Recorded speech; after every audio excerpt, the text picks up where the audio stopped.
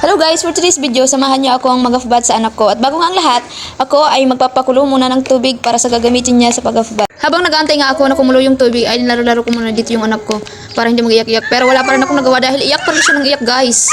Kaya nga wala na akong nagawa dyan, kundi buhatin na lang siya at tingnan namin yung kumukulo na tubig kung kumulo na ba or hindi pa.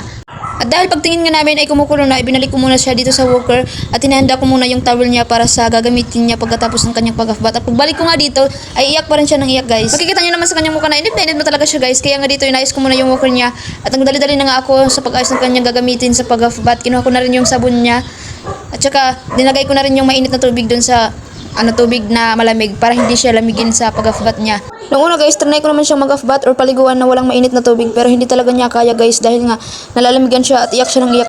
At dito nga, inubaran ko na ng damit yung anak ko. Napadaan pa nga dyan yung bayaw ko, patingin-tingin sa camera. Nagtanong pa nga dyan siya, bakit daw ako nag-video? Sabi ko, magtatry ako mag-vlog or we're going to mini vlog to income or earn a money. Charot. Ang sabi ko nga sa kanya, nagtatry lang ako mag-vlog para for the content or para naman milibangan ako araw-araw.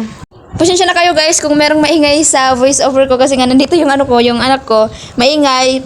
Nagsasalita siya ng kung ano-ano, hindi ko maintindihan. Narinig siya dito sa voice over ko guys. Pakinggan nyo guys, galit na siya guys. Oh, di ba? Galit-galit na person pag hindi pinapansin. Alam nyo guys, napalatawa yan yung anak ko pero kapag umiyak, grabe guys, talagang ilalabas niya talaga yung sama ng loob niya guys. Ibang-iba na talaga ngayon yung iyak niya guys kasi nga kapag umiiyak siya, talagang sisigaw na sisigaw siya hanggang sa sumakit yung tenga mo.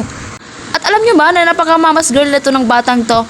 Kahit sa papa niya ayaw na magpakarga kapag may topak na siya na kailangan mama talaga yung hinahanap niya. Ito yung batang palatawa pero kapag umiyak sasabog talaga tenga mo guys. At dito na nga habang nag-aayos ako ng camera, tingnan nyo naman yung anak ko guys.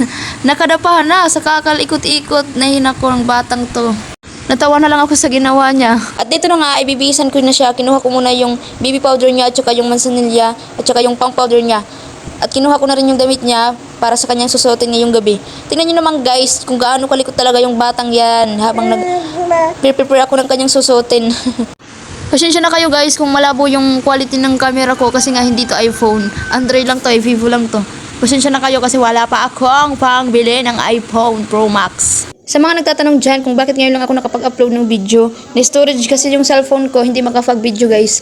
Kaya hindi muna ako nakapag-video-video or nakapag-content kasi storage yung phone na to. Kaya ngayon, in-restart ko siya, bumalik naman siya sa dati. Ito ngayon, bumalik ulit ako mag-vlog.